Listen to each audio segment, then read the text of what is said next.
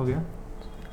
नमस्कार, the follow up के Facebook live में आप सभी दर्शकों का बहुत स्वागत है। आज की इस इवनिंग बुलेटिन में मैं रानी सिंह और मेरे साथ शनि शारद हैं, जो आज की तमाम जो बड़ी खबरें हुई है राज्य में उस पर विस्तार से नज़र डालेंगे।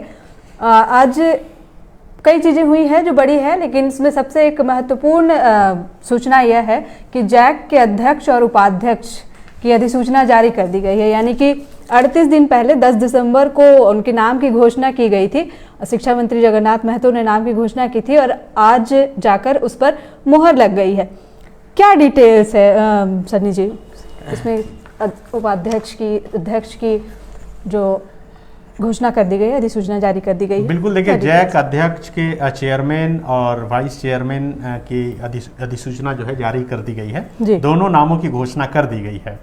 करीब 38 दिन पहले 10 दिसंबर को शिक्षा मंत्री जगन्नाथ महतो ने मीडिया वालों को अपने घर पर बुलाया था 10 दिसंबर को, और मीडिया के कैमरे के सामने ही उन्होंने अध्यक्ष और उपाध्यक्ष के नाम वाली फाइल पर सिग्नेचर किया था और उसके बाद घोषणा किया था कि डॉक्टर अनिल कुमार महतो जैक के अध्यक्ष बनाए गए हैं और विनोद सिंह जो है वह उपाध्यक्ष बनाए गए हैं। लेकिन वह फाइल पिछले 38 दिनों से मुख्यमंत्री आवास में थी। आज उस फाइल पर अंतिम मोहर लगी कहा जा सकता है और यही वजह है कि उसकी अधिसूचना जारी कर दी गई है। जी अनिल कुमार महतो जो है कई जगहों पर पदस्थापित थे, कई बड़े इंस्टीट्यूट में उन्होंने अपना कार्य किया हुआ है। कुछ डिटेल्स है आपके पास जो एक बार दर्शकों को बता देंगे? बिल्कुल, देखिए अनिल कुमार महतो और विनोद सिंह, अनिल कुमार महतो जो अध्यक्ष बनाए गए हैं और विनोद सिंह उपाध्यक्ष। अनिल कुमार महतो 16 साल तक रांची यूनिवर्सिटी में कंट्रोलर के रूप में काम कर चुके हैं। वह IIM अमृतसर में बोर्ड ऑफ गवर्नर्स रहे हैं। इसके साथ साथ विनोद बिहारी महतो कोयलांचल यूनिवर्सिटी के वो प्रोवीसी भी रहे हैं 2 साल तक। इसके अलावे अगर उपाध्यक्ष विनोद सिंह की बात करें तो वो बेड़ो कॉलेज के जो है प्रभारी रह चुके हैं। इनकी फर्स्ट पोस्टिंग 17 फरवरी 1987 को SSJSN कॉलेज गढ़वा में हुई थी। बॉटनी के वहाँ पर व्याख्याता के तौर पे वह कार्यरत थे। राजनीति से भी जुड़े हुए हैं। जब इन दोनों नामों की घोषणा हुई तो कहा यही गया कि अध्यक्ष जो है JMM के खाते में गया और उपाध्यक्ष जो है कांग्रेस के खाते में गया।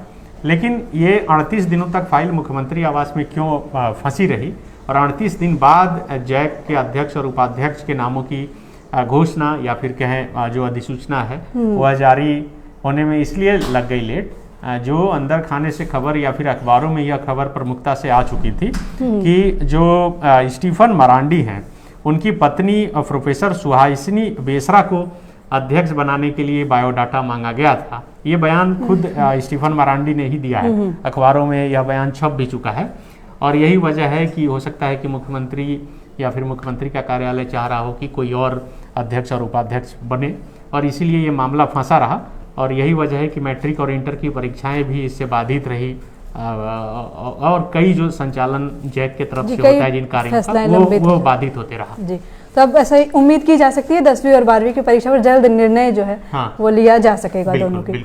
जी, तो दोनों ने एक लंबा कार्यकाल जो है शिक्षा जगत में दिया है और आज अनिल कुमार महतो अध्यक्ष पद पर, डॉक्टर अनिल कुमार महतो और उपाध्यक्ष पद पर विनोद सिंह की नियुक्ति कर दी गई है। इसके बाद देखते हैं कि आगे बोर्ड परीक्षाओं को लेकर क्या निर्णय लिए जाते हैं।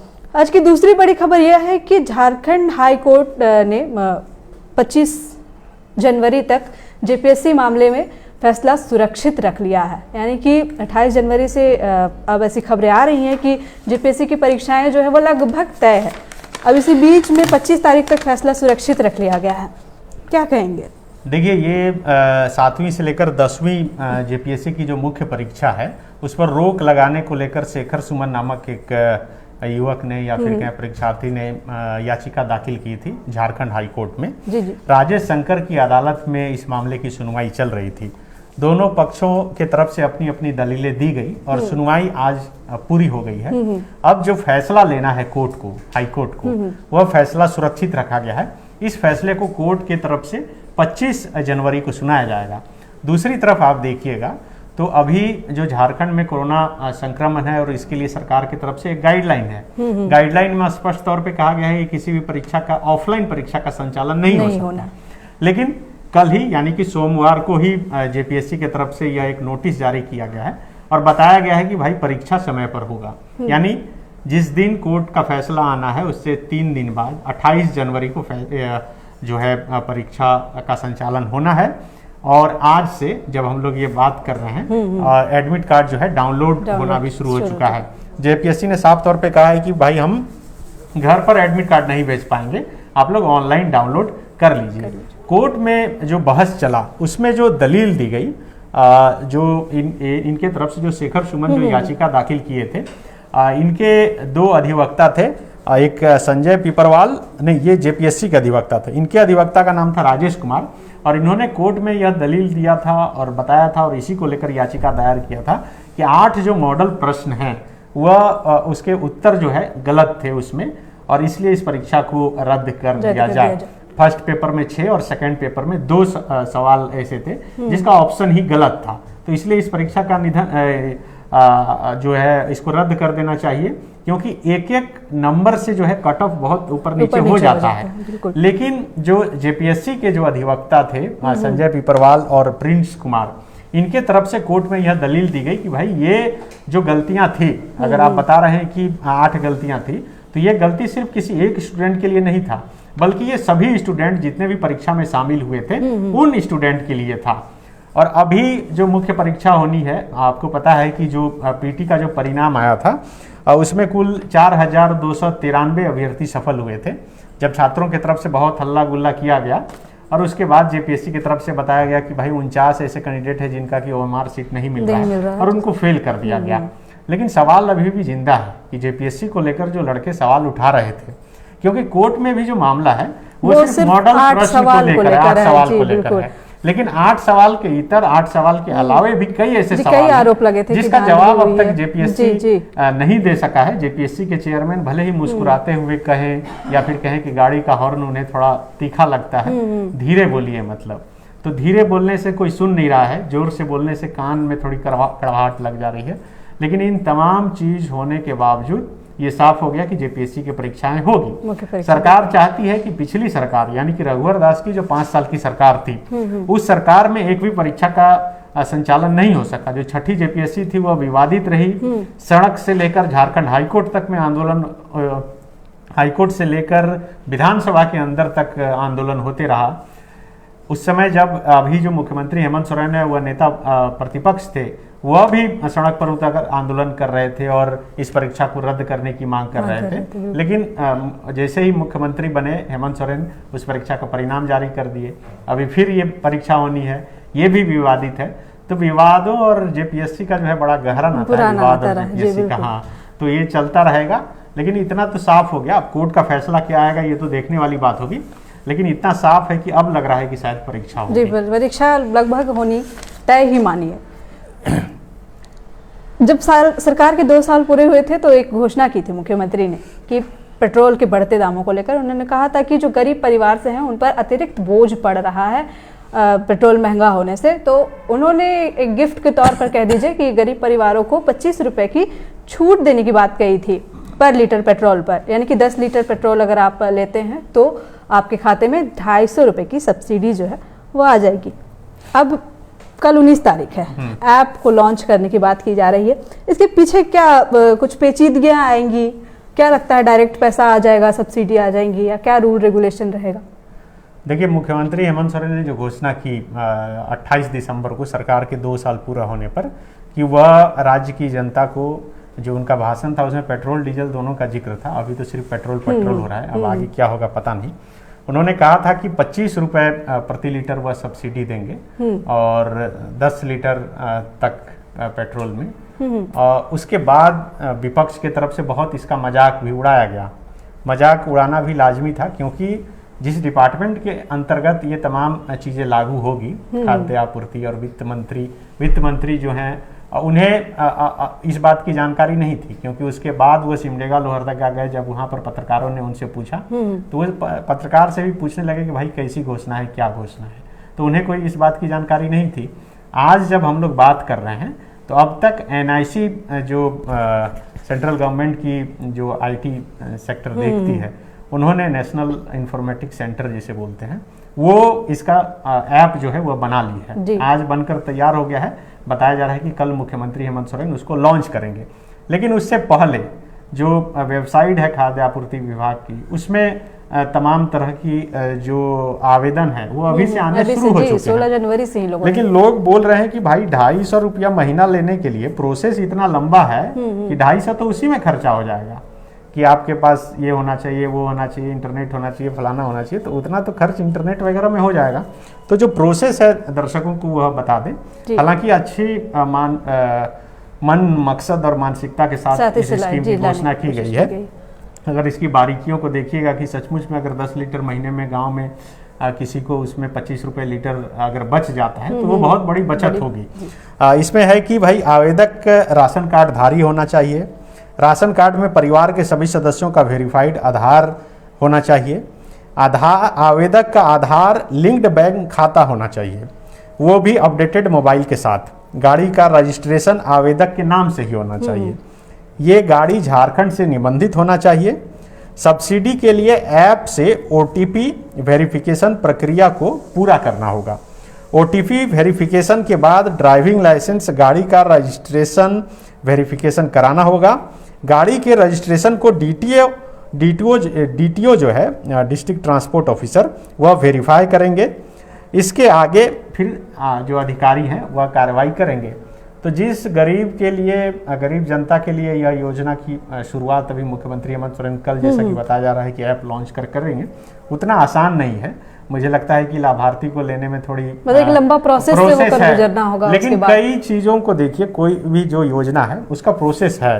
ड्राइविंग लाइसेंस बनाना हो, राशन कार्ड बनवाना हो, बहुत आसान प्रक्रिया है नहीं। तो प्रक्रिया हमेशा जटिल होती है, जो भी सरकारी प्रक्रिया होती है, और उसे इसलिए भी जटिल रखा जाता है थोड़ा कि भाई उसमें भ्रष्टाचार नहीं हो, धांधली नहीं हो, कोई गलत उसका फायदा नहीं उठा ले। अब चूंकि देखिए इसमें है कि आप जो गाड़ी चला रहे हैं वो गाड़ी उसी व्यक्ति के नाम से रजिस्ट्रेशन होना चाहिए, ये बिल्कुल सही है। गाड़ी आप झारखंड में ही खरीद रहे हैं तभी मिलेगा। इसका मतलब है कि आप गाड़ी खरीद रहे हैं तो गाड़ी का टैक्स वैक्स सरकार को मिले, सरकार को कुछ फायदा हो वही पैसा देगी। बाद ही आपको तो सरकार तो कोई मतलब ये नहीं है कि बिजनेसमैन की अपना पूंजी लगाए और उसके बाद आप ही के टैक्स के पैसों से फिर आपका कल्याण करती है। तो उस हिसाब से इसे डिजाइन किया गया है। और अगर ये योजना सक्सेस होता है तो कहा जा सकता है कि झारखंड में, देश में ये अनोखा अपने आप में होगा, एक मॉडल तैयार करेगा झारखंड। और दूसरे राज्यों की सरकार जो बीजेपी के ठीक सामने है, वो हो सकता है कि हेमंत सोरेन के इस मॉडल को अपनाए, वहाँ की जनता को इसका लाभ पहुँचाए। लेकिन देखना होगा कि कितना सक्सेस होता है, क्योंकि प्रोसेस ज़्यादा है इसलिए। लेकिन कहीं ना कहीं अच्छी मंशा के साथ ही इस योजना को मुख्यमंत्री ने लाने की बात की है। और गरीब, जैसा कि कहा गया कि गरीबों के लिए खासकर, तो उनके लिए एक बड़ा फायदा होगा ये। वित्त मंत्री रामेश्वर उरांव ने स्कूलों को खोलने की बात कही है कि बच्चों के लिए स्कूल खुलना चाहिए और स्कूल चलना चाहिए अब, क्योंकि काफ़ी समय हो गया है तो पढ़ाई लिखाई में बहुत हर्ज हो रहा है उन्हें। तो क्या लगता है इस कोरोना काल में सही है, खुलना चाहिए स्कूल इस तरह? देखिए, कोरोना को लेकर रामेश्वर उरांव का हमेशा बड़ा संवेदनशील बयान आते रहा है। वह मजदूर, बेबस, गरीब लोगों को लेकर हमेशा संवेदनशील रहते हैं। उसी तरह परीक्षार्थी, छात्रों को लेकर भी रहते हैं। और यही वजह है कि आज जब एक शायद प्राइवेट स्कूल का कोई कार्यक्रम था, ब्लड डोनेशन वगैरह का, उस कार्यक्रम में वह शिरकत करने के लिए गए थे। और वहाँ पर उन्होंने पहले तो मंच से कह दिया कि भाई सरकारी से बेहतर पढ़ाई प्राइवेट में होता है। हालांकि बाद में जब मीडिया ने पूछा तो बोला कि भाई आप आग मत लगाइए और आप आग लगा के मसाल मेरे हाथ में मत दे दीजिए, हम ऐसा नहीं बोले उनका। और ये भी उन्होंने कहा कि स्कूल बंद होने से जो है बहुत बच्चों का नुकसान हो रहा है पढ़ाई लिखाई का, और भविष्य थोड़ा अंधेरे में जा रहा है। तो इसलिए कोशिश करनी चाहिए कि स्कूल कॉलेज जो हैं वह खुलने चाहिए, पढ़ाई लिखाई होनी चाहिए। आपको याद होगा जब 15 तारीख को ये कोरोना का नए वाले गाइडलाइन जो है, हालांकि पिछले वाले को ही फिर से रिस्टोर किया गया, तो उससे पहले भी इनका बयान आ गया था रामेश्वर उरांव, लॉकडाउन नहीं लगेगा, लॉकडाउन नहीं लगना चाहिए, किसी भी सूरत में नहीं लगेगा। इससे पहले भी कई आप बयान उठाकर देखिए तो वो लॉकडाउन के हिमायती नहीं रहे हैं जी, क्योंकि चूंकि वो खुद एक आईपीएस ऑफिसर रहे हैं और सुदूर गांव देहात से रहते हैं, तो वो समझते हैं कि मूल समस्या क्या है और कोरोना बीमारी से अधिक पेट की बड़ी कितनी समस्या है। जीविका भी साथ साथ चलनी चाहिए। वो जीवन के साथ जीविका उन्होंने ही नारा दिया था। अच्छा। और उसके बाद तमाम लोग बोलने लगे कि जीवन जीविका दोनों साथ चले, कैसे चले, इसको लेकर थोड़ा अंडरस्टैंडिंग बनाना चाहिए। लेकिन इनके बयान से देखिए थोड़ा सा ये लगता है कि झारखंड में मंत्रिमंडल का बंटवारा ठीक से नहीं हुआ। आप देखिएगा कि वित्त मंत्री जो है स्कूल कॉलेज पर बयान देते हैं, शिक्षा मंत्री जमीन पर बयान देते हैं, तो मतलब लगता है कि बंटवारा ठीक से नहीं हुआ। पूछना चाहिए कि भाई आपकी हॉबीज क्या है मंत्रिमंडल के बंटवारे से शामिल होने से पहले, तब पता चले। जैसे कि जैक अध्यक्ष का जो फाइल है 29 दिन तक लटकाया गया। हेमंत सोरेन को चाहिए था कि मंत्रिमंडल का बंटवारा से पहले भी उन लोग का फाइल जो है थोड़ा सा उसका सिलेक्शन प्रोसीड्यूर जो है ठीक रहे, तो मुझे लगता है कि बयान भी ठीक हो जाएंगे।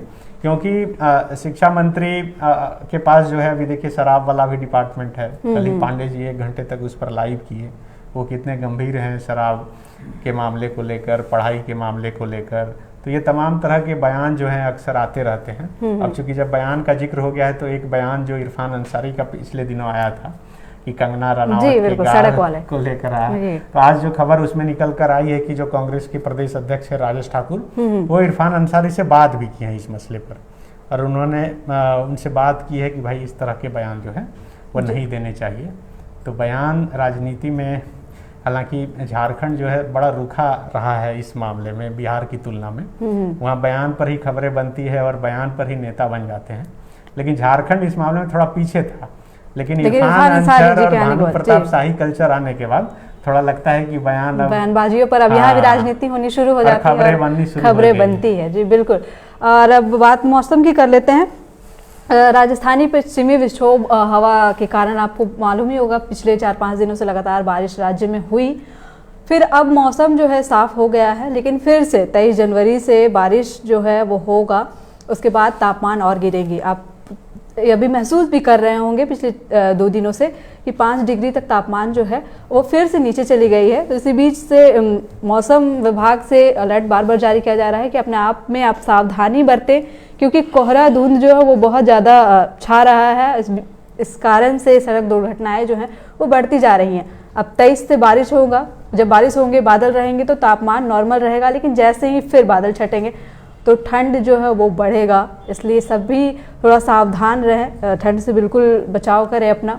कोरोना की भी अगर बात करें तो झारखंड में लगातार मामले कम होते जा रहे हैं, लेकिन मौतें जो हैं हो रही हैं। अभी 24 घंटे की बात करें तो झारखंड में 6 मौतें कोरोना से हुई है, और अभी तुरंत ही मीन्स आज की बात करें तो रिम्स में कोरोना पीड़ित एक 22 वर्षीय युवती की मौत हुई है। तो अभी कोरोना का खतरा टला नहीं है। हम सबों को बहुत सावधान रहना है, बहुत ही सावधानी के साथ चलना है। पार्टीज, गैदरिंग, भीड़, ये सारी चीज़ें ना करें, अपने आप में सावधान रहें और कोरोना गाइडलाइन का पालन करते रहें। 31 जनवरी तक जो है सेमी लॉकडाउन झारखंड में है, उसका पालन करें, मास्क का प्रयोग करें, सैनिटाइज करते रहें खुद को।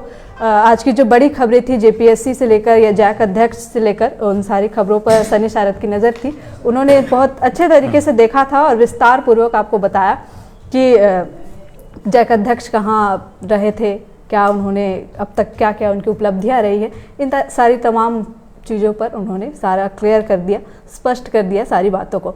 ऐसे ही तमाम खबरों के लिए फॉलोअप के साथ बने रहें। धन्यवाद। शुक्रिया।